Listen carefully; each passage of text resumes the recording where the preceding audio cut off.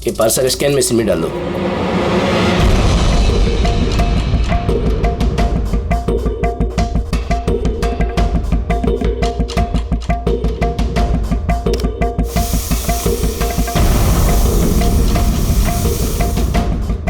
ये parcel reception में दे दो।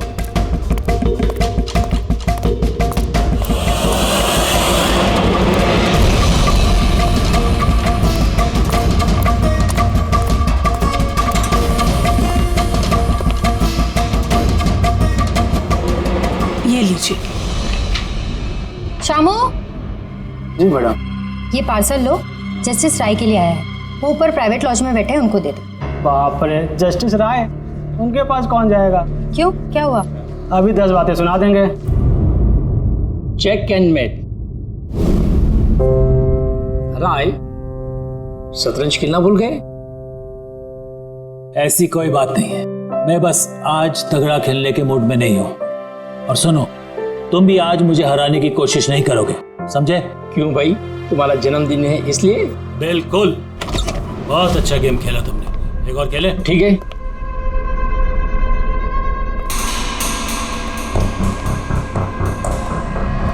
हेलो सर, राय सर। क्या है? हैप्पी बर्थडे सर, आपके लिए पार्सल आया। ठीक है, रखो इधर, रखो इधर आओ। अब क्या हुआ सर? ये लो। Thank you sir, thank you very much sir. Happy birthday sir. कुछ चाहिए तो बोलिएगा सर। ठीक है। उसने सोचा भी नहीं होगा डांट की जगह टिप मिलेगी। ये सब लोग ना मुझे घूसट और खड़ूस समझते हैं, लेकिन मुझे इससे कोई दिक्कत नहीं है। इनफैक्ट मुझे मजा आता है। अरे ये सब छोड़ो, पैकेट खोलो ना, क्या है?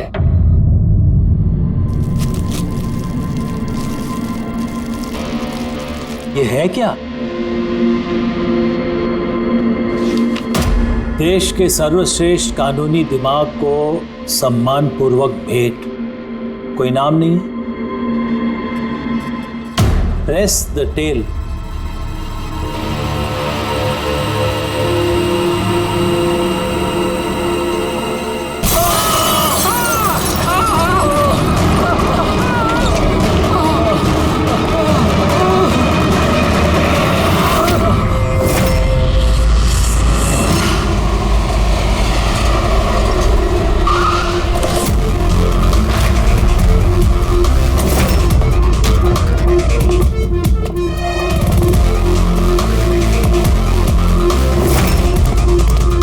आपने कहा था बॉम्ब ब्लास्ट हुआ?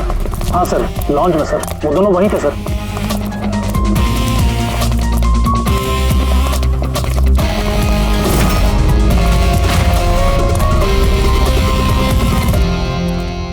ये देखिए सर। यहाँ तो कांच ही कांच है। पूरा फेस पे कांच के टुकड़े हैं। जख्म बहुत गहरा नहीं दिख रहा है, और खून भी ज्यादा निकला नहीं है, तो फिर उसकी मौत कैसे होगी? सर, शायद बक्से के अंदर कांच के टुकड़े रखे होंगे। हाँ सर, इसमें एक कांच का शोपीस था। स्कैन करते वक्त गार्ड ने देखा था। एक्चुअली सर, आज जस्टिस राय सर का बर्थडे था ना, इसलिए ये बॉक्स किसी ने भेजा था। लेकिन सर, ये बॉक्स तो मेटल डिटेक्टर स्कैनर सबसे क्लियर होके आया था, फिर पता नहीं क्यों ये सब हो गया। सर, हमारे ज़्यादातर क्लाइंट्स हाई प्रोफाइल जजेस और लॉयर्स हैं, और उनमें से ज़्यादातर ऐसे हैं जिनकी जान को खतरा है, इसलिए हम उनकी सिक्योरिटी और प्राइवेसी का पूरा ख्याल रखते हैं सर। तो आज क्या हुआ? हाँ? Sir, press the tail. क्या है ये? जो कुछ इस बॉक्स में होगा शायद उससे रिलेटेड है। ये पार्सल तो जस्टिस राय के लिए था। ये जस्टिस लाल बिना वजह मारे गए। शौपथन, अब ये ऑनलाइन शॉपिंग की गई है। चारों तरफ कांच बिखरे हैं। इन लोगों का कहना था कि धमाका हुआ है, और अगर पैकेट के अंदर कांच था तो धमाका हुआ कैसे? और अगर यहाँ पे बॉम्ब ब्लास्ट हुआ था तो फिर मेटल या प्लास्टिक के टुकड़े या फिर बारूद कुछ तो होना चाहिए था। ऐसा कुछ भी नहीं है यहाँ पे। एक काम करो, ये बॉडी और ये कार्ड इसको फॉरेंसिक लैब में भेज दो। और पूर्वी, ये जस्टिस राय का मोबाइल फोन चेक करो। मेटल डिटेक्टर वहाँ, स्कैनर वगैरह तो सब है। अगर पार्सल में बॉम्ब था तो डिटेक्ट कैसे नहीं हुआ? सर पार्सल में ऐसा कुछ था ही नहीं साहब, मैंने ध्यान से देखा था और स्कैनर मशीन में साहब सिर्फ कांच का सामान ही दिख रहा था। अच्छा, इस स्कैनर की फुटेज स्टोर तो होती होगी? हाँ सर, फुटेज 24 घंटे तक सेव रहती है और उसके बाद अपने आप डिलीट हो जाती है। ओके, वो फुटेज देख सकते हैं हम लोग?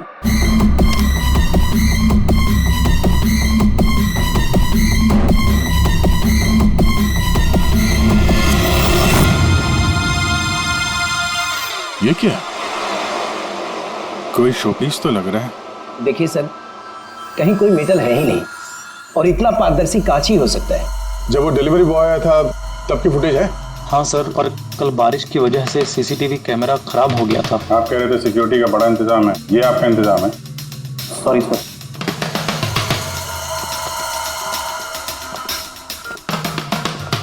अब दे के हमारे पास यही एक सुराग बचा है, वो कुरियर आईडी बस। चलो, एक छोटा सुराग तो हाथ लगा।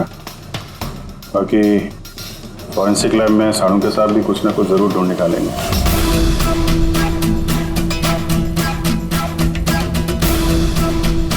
ये गुत्थी तो सूरज ही नहीं रही है। समझ में नहीं आ रहा है आखिर ये हुआ कैसे। जैसा कि तू कह रहे तेरे समझ में नहीं आ रहा कि इन दोनों की मौत हुई कैसे? नहीं नहीं, ये समझ में आ गया कि इनकी मौत कैसे हुई है। ये जो कांच के टुकड़े हैं ना, इनमें जहर है, इसकी वजह से इनकी मौत हुई है। कांच के टुकड़े जहरीले थे? हाँ, वो जो कांच का शोपीस बना था ना, तो शोपीस बनाते वक्त जब कांच को पिघलाया गया तब खूनी ने उसमें जहर मिला दिया। जब कांच ठंडा हो गया तो जहर पूरे के पूरे कांच में फैल गया। कोई सोच भी नहीं सकता था बॉस। और सर, जब हमने इन कांच के टुकड़ों को टेस्ट किया तो पता चला कि इसमें एक ऐसा जहर मिला हुआ था जो कोई भी अपने घर पे बना सकता है। सर, आप तो बोल रहे थे कि ये गुत्थी सुलझी नहीं है, मगर आपने तो पूरा केस ही सॉल्व कर दिया है। नहीं नहीं नहीं पंकज, ये केस सॉल्व नहीं हुआ है। सिर्फ ये पता लगा है कि कांच के टुकड़े जहरीले थे। बस ये केस जितना सिंपल दिख रहा है उतना सिंपल है नहीं। लेकिन सर, इसमें इतना कंफ्यूजन क्या है?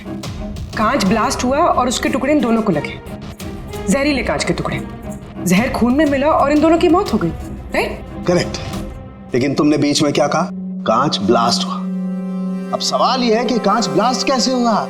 जब इसमें कोई विस्फोटक नहीं है, किसी किस्म का कोई केमिकल नहीं मिला है, तो ये ब्लास्ट हुआ कैसे? फोरेंसिक सर्जन कौन है?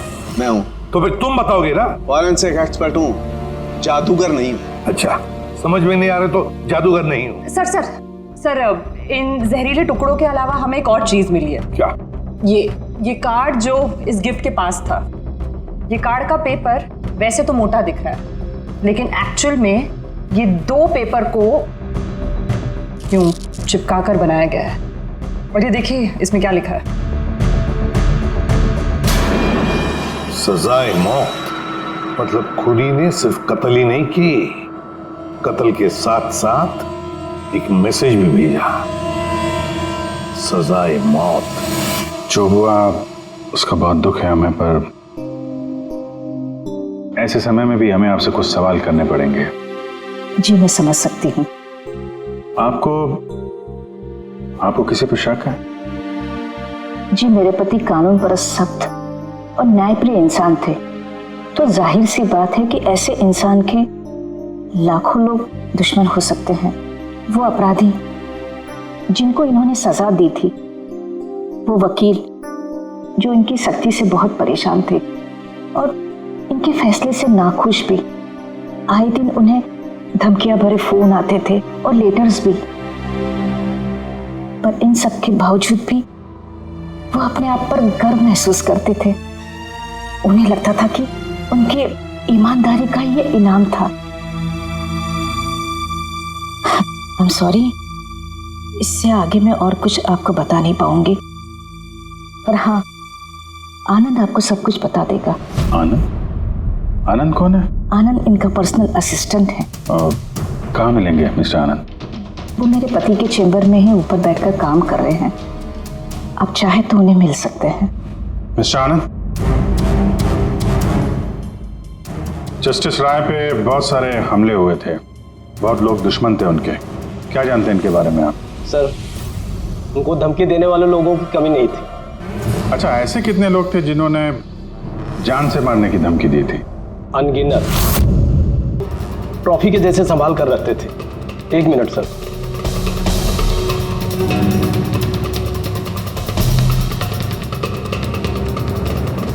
ये रही उनकी ट्रॉफीज। ये सचमुच ज्यादा है। लोग उन्हें बहुत सख्त समझते थे, लेकिन सच पूछो तो सर बड़े ईमानदार और न्यायप्रिय थे। यहाँ तक वकील भी उनसे डरते थे और अपराधी उनके नाम से कांपते थे। धमकी भरे खत तो ठीक है, लेकिन ये पत्थर और स्याही क्यों? कई साल पहले किसी ने खिड़की से पत्थर फेंका था तो सर ने पत्थर भी रख लिया था। और ये स्याही की बॉटल? अरे सर ये तो कुछ ही महीने पहले की बात है।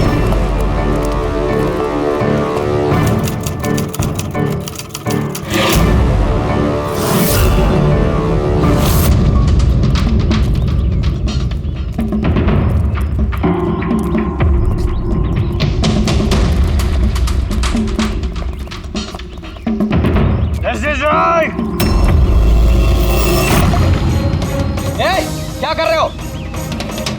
तुम्हारी इसी स्याही ने मेरी जिंदगी बर्बाद की थी, याद है ना? अभी चाहकर भी भूल नहीं पाओगे मुझे, नहीं भूल पाओगे तुम। रखो, आनंद जाके बॉटल लाओ। ठीक है सर। ओके। अब ये बॉटल सोवेनियर बनेगी हमारी स्टडी रूम में। Yes sir. कमल को इस हरकत की वजह से फिर से जेल हुई, शायद अब भी जेल में ही हो। बेटी, ये सारी चीजें अपने कब्जे में ले लो। और मिस्टर आनंद, जज साहब को जिन जिन लोगों ने धमकी दी है सबकी डिटेल चाहिए, हमें सबकी लिस्ट चाहिए। यार वीरेन प्लीज यार एक बार फिर से पता करो यार, शायद कुछ पता चल जाए। सर जब ये पॉसिबल है ही नहीं तो पता चलेगा कैसे? देखिए आप सिर्फ मुझे कांच के टुकड़े दिखा रहे हैं, ना इसमें बारूद है, ना केमिकल है, ना कोई मेटल, और कोई विस्फोटक पदार्थ भी तो नहीं है इसमें कि हमें पता चल सके कि ये ब्लास्ट की वजह क्या है। अरे यार वीरेन, वहां पर जो कुछ था वही दूंगा ना, वहां पर सिर्फ कांच के टुकड़े थे और कुछ नहीं था। तो सर ये बॉम्ब ब्लास्ट है ही नहीं, क्योंकि दुनिया में ऐसा कोई भी बॉम्ब नहीं बना है जो सिर्फ कांच के टुकड़ों से बना हो। कांच में विस्फोटक गुण होते ही नहीं है सर, ट्राई टू अंडरस्टैंड। मुझे मालूम है कांच में विस्फोटक गुण नहीं होते, लेकिन वहां पर ब्लास्ट हुआ है, ब्लास्ट में सिर्फ कांच के टुकड़े मिले और कुछ मिला ही नहीं है यार। तो सर आई विश कि आप ये केस जल्द से जल्द सॉल्व कर लें, ताकि हमें भी तो पता चले कि ये ब्लास्ट हुआ कैसे। सर आप लोग कांच के गुणों के बारे में बात कर रहे हैं ना? मैं ऐसी किसी को जानती हूँ जो हमारी हेल्प कर सकती है। ग्रेट सर, उसको हर तरह के कांच के बारे में पता है। आई थिंक हमें एक बार उससे मिल लेना चाहिए। मिलते हैं तारिका, तुम जिससे कहोगे उससे मिलते हैं। बस मुझे सिर्फ ये पता करना है कि आखिर ये ब्लास्ट हुआ कैसे।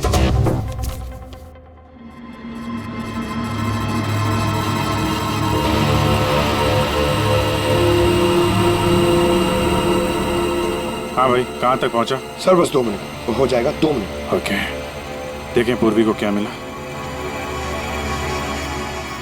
फोन से कुछ पता चला राय साहब के? हाँ सर, कुछ अजीब से मैसेजेस मिले हैं जस्टिस राय और जस्टिस लाल के बीच। अजीब मैसेज? कैसे हैं? ये देखिए सर, ये मैसेजेस हैं या शायद कोई कोड्स हैं जो नंबर्स और लेटर्स को मिला के बनाए गए हैं। ये देखिए सर, ये मैसेजेस जस्टिस राय ने जस्टिस लाल को 2 बार भेजे। एक बार 3 महीने पहले और दूसरी बार सिर्फ 1 महीने पहले। अब या तो ये इन दोनों दोस्तों के बीच का कोई सीक्रेट कोड है, या तो फिर कोई ऐसी खास बात है जो जस्टिस राय जस्टिस लाल को बताना चाहते हैं। एक काम करो, ट्राई करो डिकोड करने के लिए, देखो कुछ पता चलता है क्या। हाँ, ये लिस्ट पूरी हुई? हाँ सर, जस्टिस राय के पीए आनंद ने जो हमें धमकियों के बारे में बताया था सर, उस हिसाब से हमने ये 3 सस्पेक्ट की लिस्ट बनाई है। 3 भागों में क्यों, क्या है? अब यहाँ पे जितने लोग हैं इनमें से सभी लोगों ने कभी ना कभी जस्टिस राय को धमकी दी है, और इनमें से ज्यादातर लोग जेल में भी है। लेकिन ये वनेश, ये एक मर्डर के केस में अंदर गया है और बाद में इसकी दिमागी हालत ठीक नहीं है, इसलिए इसे रिहा कर दिया गया। और ये कमल जी, इन्होंने जस्टिस राय पे स्याही फेंकी और इस जुर्म में इन्हें अंदर कर दिया गया। फिलहाल ये कहाँ पर है उसकी कोई जानकारी नहीं है। सर ये दूसरी लिस्ट जो है, इसमें से ये 3 लोगों को सजाए मौत दी हुई है सर जस्टिस ने, और ये अभी भी जेल में अपनी सजा काट रहे हैं। 3, ये चौथा, ये कौन है? सर ये है किशोर जी, इनके बेटे को जस्टिस ने 3 साल की सजा दी थी सर, और न्यूज़ में एक आर्टिकल आई थी कि ये सजा ज़्यादा देने की जरूरत नहीं थी, और इस वजह से वो शायद डिप्रेशन में होगा और उसने अपनी आत्महत्या कर ली सर। तो इस किशोर के पास अच्छी खासी वजह है बदला लेने की। और ये है धवन, ये एक वकील है पेशे से, और अजीब बात यह है कि पिछले साल इसने जस्टिस राय के कोर्ट में बहुत सारे केसेस लड़े, पर वो एक भी जीत नहीं पाया, सारे हार गए। तो कहीं ये हारा हुआ वकील बदला लेने के चक्कर में राय साहब को, हाँ ये भी हो सकता है कि ये कोई काबिल वकील ही ना हो। तो अब कुल मिला के हमारे पास बचते हैं 4 सस्पेक्ट। एक ये कमल, वनेश, किशोर और धवन। सर गिफ्ट भेजने वाले का पता चल गया। वो गिफ्ट कमल ने भेजी थी और शॉपेथॉन वालों ने कुरियर की आईडी से पता किया है। तो उनके पास उसका एड्रेस तो होगा ना? नहीं सर, एड्रेस का तो पता नहीं चला। कोई बात नहीं, कमल जिस जेल में था वहां से पता चल जाएगा, वहां चलते हैं। सॉरी ऑफिसर, लेकिन हमें उसे 1 महीना पहले ही छोड़ना पड़ा। जज पे हमला किया था, इतनी जल्दी छूट गया? एक मिनट, आपने कहा कि उसे छोड़ना पड़ा, लेकिन क्यों? उसकी तबीयत की वजह से, क्योंकि सालों से उसको नशे की लत थी। 7 साल पहले वो एक केस में पकड़ा गया था, वहां उसने पीना छोड़ दिया, लेकिन जेल से छूटने के बाद फिर उसने पीना शुरू कर दिया, इसलिए उसका पूरा लीवर खराब हो चुका था। ये भी तो हो सकता है कि उसने लीवर खराब होने का बहाना किया हो। नहीं सर, हमने डॉक्टर से कंफर्म करके उसे छोड़ा था। अच्छा, उसका एड्रेस तो होगा ना आपके पास, वो दे दीजिए। एड्रेस तो है, लेकिन मुझे लगता है वो वहाँ नहीं मिलेगा, वो हॉस्पिटल में ही मिलेगा, क्योंकि उसे जल्द से जल्द लीवर ट्रांसप्लांट करने की जरूरत थी। लेकिन जहाँ तक मुझे पता है कि शराब के आदी लोगों को लीवर ट्रांसप्लांट की इजाज़त नहीं मिलती है। मिलती है, अगर शराबी कम से कम 6 महीने तक शराब ना पिए तो, और यहाँ जेल में तो मिलने से रही, इस बिना पे हमने उसको permission they the. Okay sir, thank you. अगर ऐसा है तो अपनी जान बचाने के लिए उसने कहीं ना कहीं किसी हॉस्पिटल में रजिस्ट्रेशन तो करवाया ही होगा। एग्जैक्टली। और ये कोई छोटा मोटा इलाज तो है नहीं जो कहीं भी हो जाए। शहर में गिने चुने हॉस्पिटल है जहाँ पे ट्रांसप्लांट हो सकता है। मैं ढूंढते हैं इस कमल को। अरे तारिका, ये तुम कहाँ ले आए भाई मुझे? मैंने तो सोचा तुम किसी ग्लास फैक्ट्री में लेके जाओगी। बट एनीवे, ये जो कुछ भी है ना, है बड़ा खूबसूरत। शुक्रिया।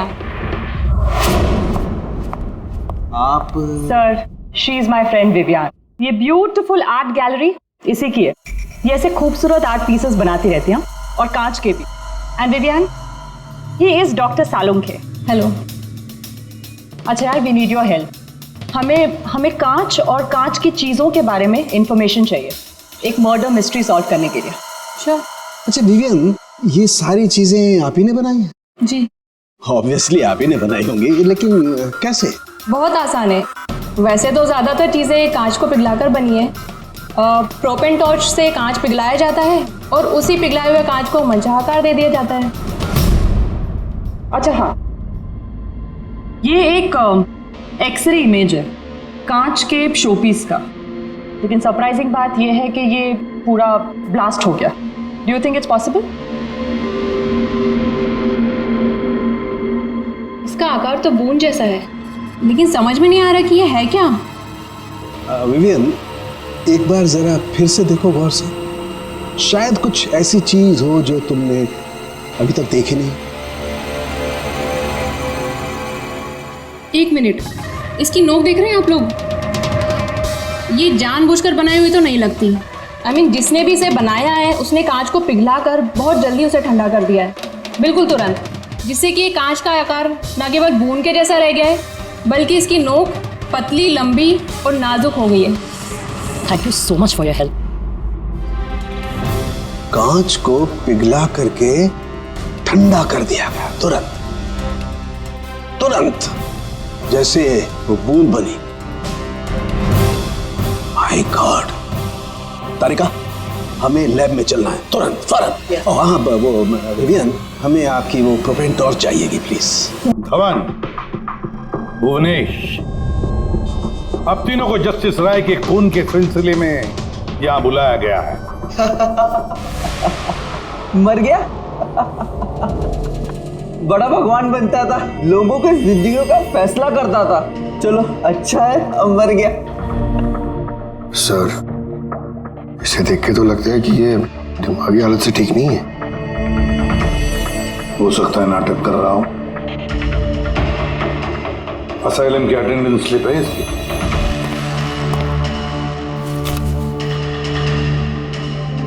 सर इसमें तो लिखा है कि 1 महीने से बाहर ही नहीं गया असाइलम से। और ये रिपोर्ट खुद डॉक्टर ने बनाई, ये देखिए। ठीक है, ले जाओ इसे। चलो चलो उठो।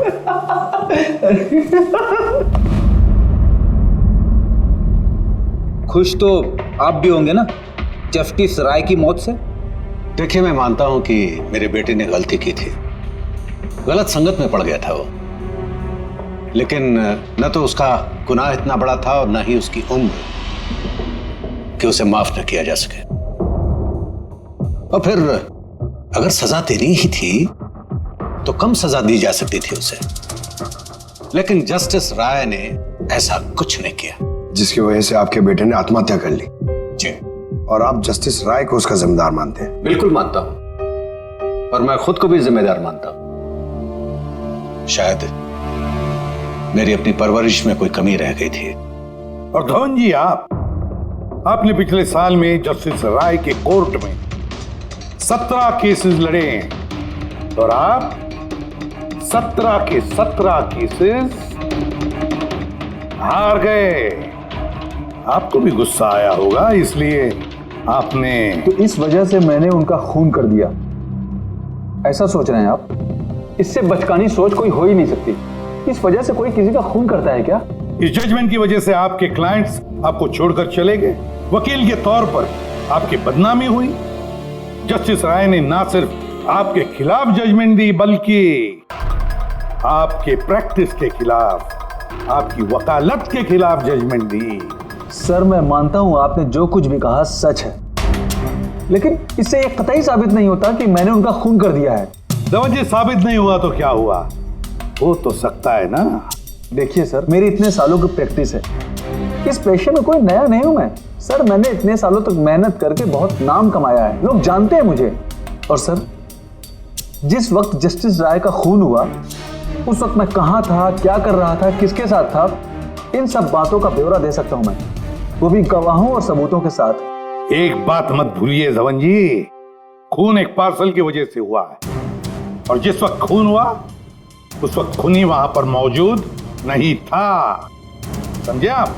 इसलिए आपके गवाह और आपके सारे सबूत हमारे लिए कोई मायने नहीं रखते। आप सिर्फ भूलिएगा मत कि जब तक ये केस सॉल्व नहीं होता, आप हमारे शक के दायरे में हैं।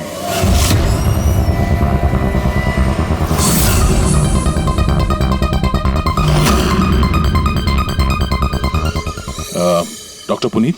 Yes sir, that's doctor Puneet. Thank you. Doctor Puneet, हम लोग सीआईडी से हैं, आपसे फोन पे बात हुई थी कमल के बारे में। जी हाँ, मुझे याद है।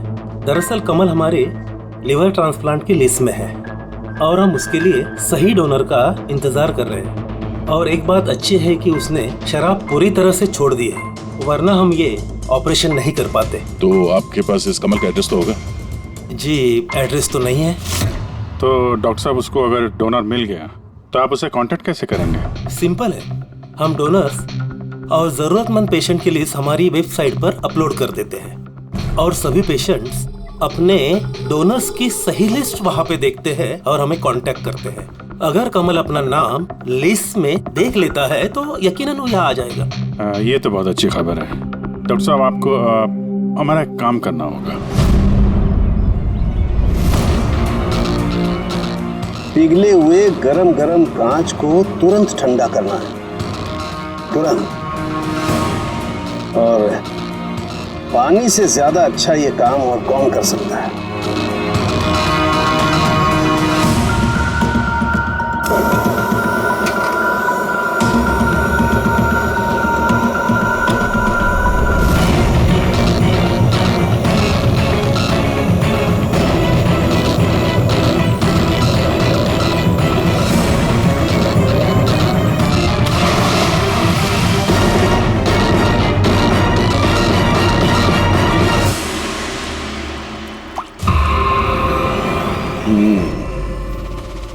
तो ऐसे बनी ये कांच की बूंद।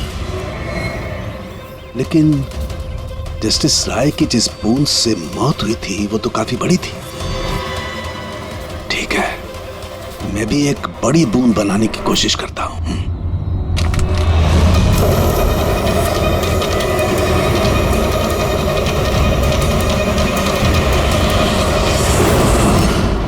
ये कोड्स आखिर है क्या? कुछ पता ही नहीं चला। My God!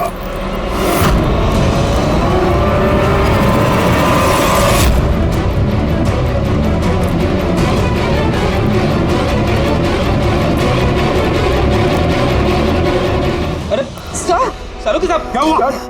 सर क्या हुआ सर? सर ये सब हुआ कैसे? कहीं आप बॉम्ब तो नहीं बना रहे थे? हाँ, क्या बॉस, वो जस्टिस राय को और जस्टिस लाल को जिस तरह के बॉम्ब से मारा गया ना, मैंने पता कर लिया बॉम्ब किस तरह से बनाया गया। बहुत आसान है। वो कैसे सर? अरे यार, सब कुछ यही पूछोगे, थोड़ी मरम पट्टी तो करने दो यार। बस कांच के इस बूंद जैसे आकार को सिर्फ एक ही तरीके से बनाया जा सकता है, गरम गरम पिघले हुए कांच को पानी में गिराकर। पिघला हुआ कांच पानी में गिरेगा और तुरंत ठंडा होकर के ये बूंद जैसा आकार ले लेगा। इसके इस आकार की वजह से ही इसे कांच के आंसू भी कहा जाता है।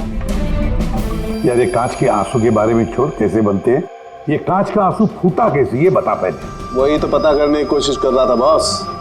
मैंने इस कांच के आंसू मतलब इस बूंद के अगले सिरे को बहुत मोड़ने की कोशिश की, लेकिन कुछ नहीं हुआ। उसके बाद मुझे याद आया, पार्सल के साथ मैसेज भी आया था और उस मैसेज में लिखा हुआ था प्रेस द टेल। मैंने ये इसकी दुम, इसकी पूंछ को दबाया, बम। आपको मालूम ही है सर, ये पूंछ दबाई और टूट गया, ये कुछ समझ में नहीं आया। मैं समझा।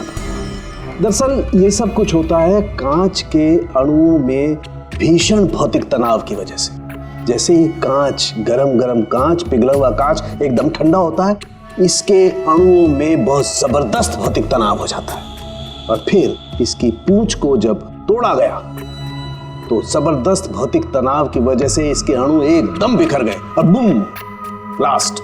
ये सब कुछ कोई आम आदमी जान ही नहीं सकता। इसे जानने के लिए भौतिक विज्ञान की अच्छी खासी जानकारी होना बहुत जरूरी है। यानी कातिल कोई ऐसा है जो ये सब अच्छी तरह से जानता है। डॉक्टर पुनीत अपनी केबिन में है? हाँ सर है। Thank you. डॉक्टर साहब मेरे लिए डोनर मिल गया? हाँ, कब है मेरा ऑपरेशन, कब कर सकते हैं? वो अभी हम आपका ऑपरेशन नहीं कर सकते क्योंकि आपके लिए सही डोनर नहीं मिला है। ऐसे कैसे हो सकता है डॉक्टर? मेरा नाम लिस्ट में सबसे पहले था।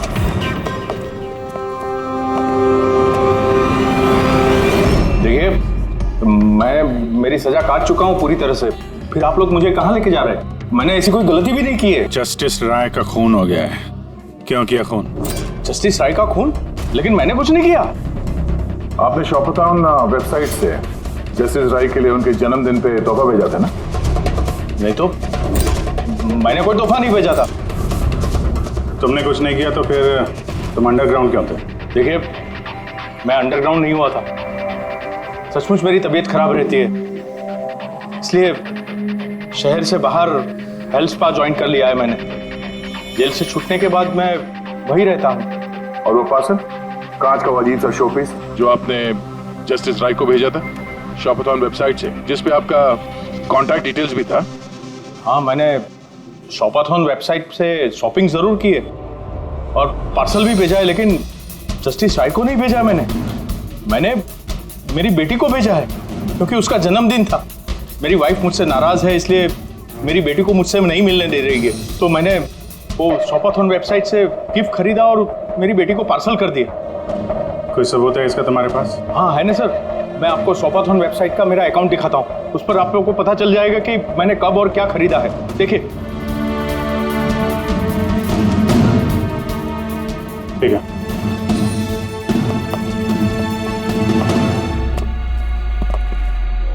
ये आदमी तो वाकई सच बोल रहा। इसने तो वो गिफ्ट अपने बेटी के लिए खरीदा था, और वो भी जस्टिस राय की मौत के 2 हफ्ते पहले। मतलब कातिल जानबूझ के हमारा ध्यान इसकी तरफ भटका रहा था। यानी वो जो कोई भी है, उसे कमल की पूरी हिस्ट्री के बारे में मालूम था। उसने उसके घर से वो पार्सल का डब्बा चुराया, उसमें कांच का सामान रखा और किसी तरह से जस्टिस राय तक पहुंचा दिया। कातिल वही है जिसने ये पार्सल जस्टिस राय तक पहुंचाया।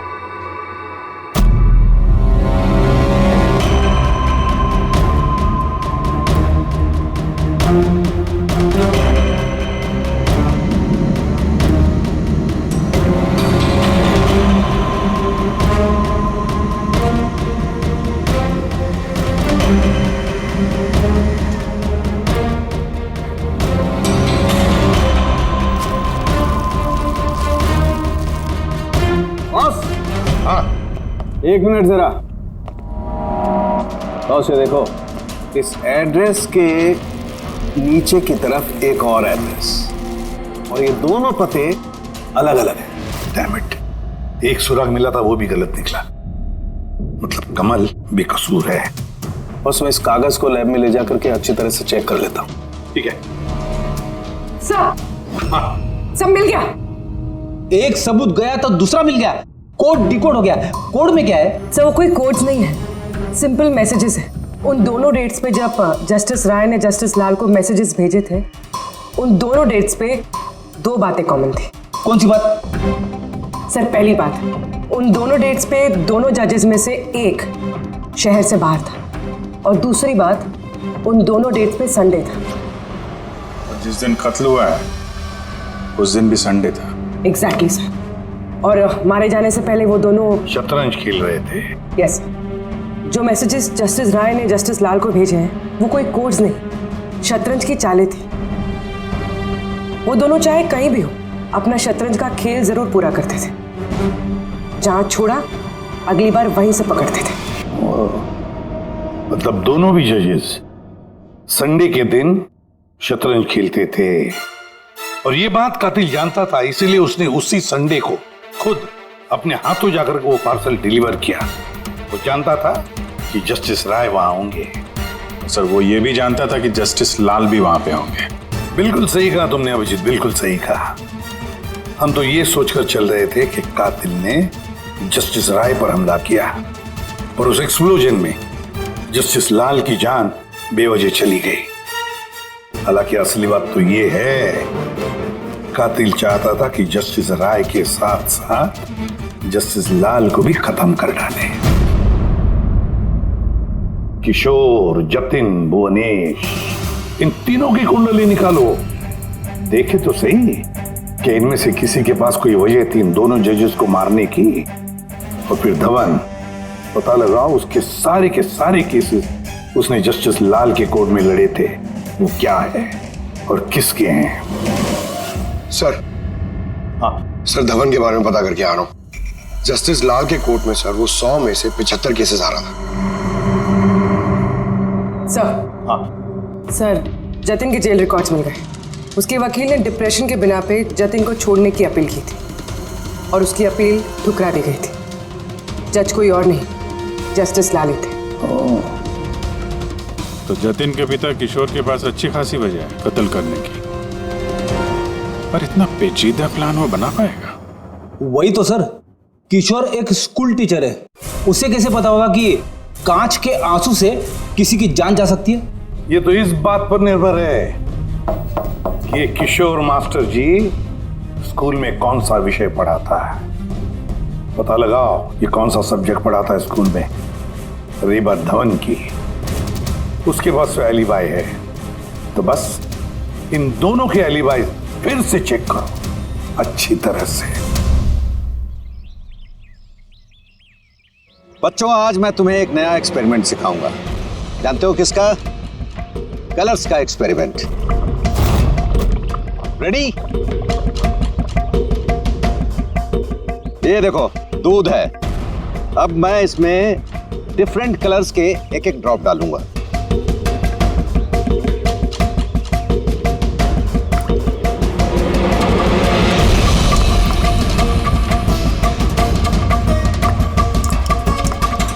Now come here. देखो बेटा, अब जब मैं ये बर्ड इसके अंदर डालूंगा तो तुम्हें देखने को मिलेगा कि अणु किस तरीके से प्रक्रिया करता है। देखो,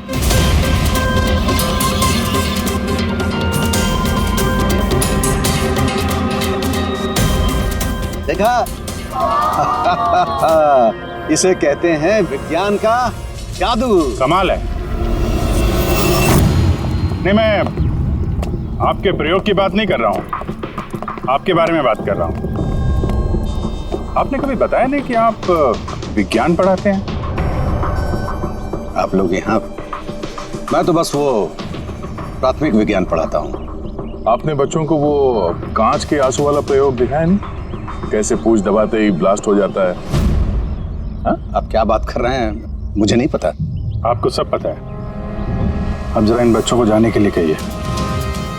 बच्चों, आज के लिए छुट्टी, बाकी की पढ़ाई कर जाओ तुम लोग।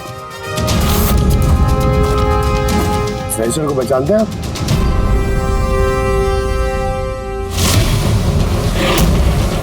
रविवार याद है आपको, जिस दिन टीचर पेरेंट मीटिंग थी? और उसी दिन जस्टिस लाल और जस्टिस राय का खून भी हुआ था। उस दिन आप आए नहीं थे, एब्सेंट थे। इस केस में जिन लोगों पे हमें शक था उनकी आलिबाइस, यानी कत्ल के वक्त वो कहाँ थे, किसके साथ थे, उसका पूरा ब्यौरा सबूत के साथ हमारे पास है, सिवाय आपके। रविवार को आप कहाँ थे? मैं घर पे ही था। मेरी तबीयत नहीं ठीक थी, इसलिए मैं जा नहीं पाया। झूठ, आप घर पे नहीं, क्लब हाउस में थे। जस्टिस राय को वो पैकेज डिलीवर करने गए थे। अगर मैं मान लूं कि आप ठीक कह रही हैं, कोई सबूत है आप लोगों के पास? सबूत तो खैर अभी नहीं है। अच्छा, ये जो आप ये जो प्रयोगशाला यहाँ बनाया हुआ आपने, यहाँ पे जो बच्चों को दिखाते हैं, इसके अलावा कहीं प्रयोग करते हैं या यही जगह है? नहीं, बस यहाँ पे यही एक खुली बड़ी जगह है जहाँ मैं बच्चों को कुछ इंटरेस्टिंग प्रयोग बताता हूँ। अच्छा,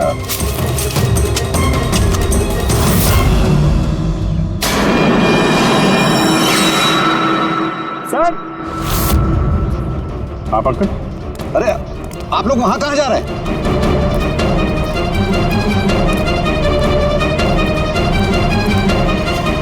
अरे, ये क्या कर रहे हैं आप? प्रोफेसर साहब, आपको सबूत चाहिए था ना, वही ढूंढ रहे हैं। सर, पहचान रहे ना इसे आप?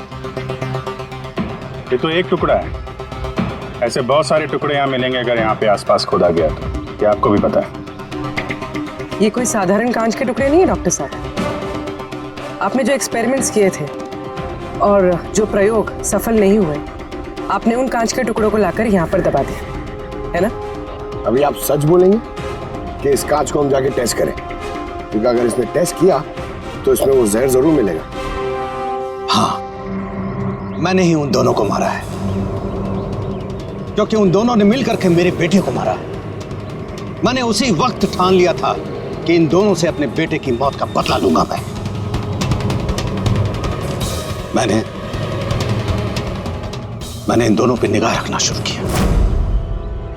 एक दिन बच्चों के लिए इंटरनेट पे कुछ अनोखे प्रयोग ढूंढ रहा था मैं, तभी मुझे ये कांच के आंसू का प्रयोग मिला।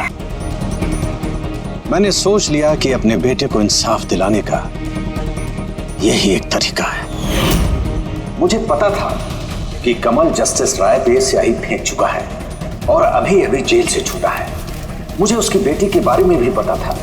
मैं जानता था कि वो उसे बर्थडे गिफ्ट जरूर भेजेगा। अरे भाई साहब, ये भी लेना।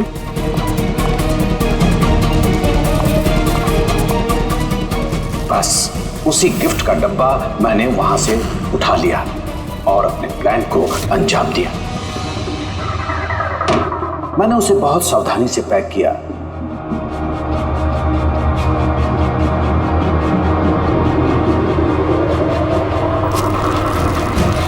और फिर डब्बे पे पुराने एड्रेस के ऊपर नया एड्रेस लगाया। फिर मैंने उन दोनों की मौत का सामान वहां पहुंचा दिया। मुझे जो करना था मैंने कर दिया। मैंने उन दोनों से अपने बेटे की मौत का बदला ले लिया, उसे इंसाफ दिला दिया। इंसाफ नहीं, सिर्फ बदला था, जिससे ना तो तुम्हारे मरे हुए बेटे की आत्मा को शांति मिलेगी और ना ही उन बच्चों को जो तुम्हें अपना गुरु मानते हैं। हाँ, तुम्हारी इस गलती से उन्हें सबक जरूर मिलेगी। अपनी बची हुई जिंदगी जेल में काटते हुए शायद आप भी अपना सबक सीख ही लेंगे।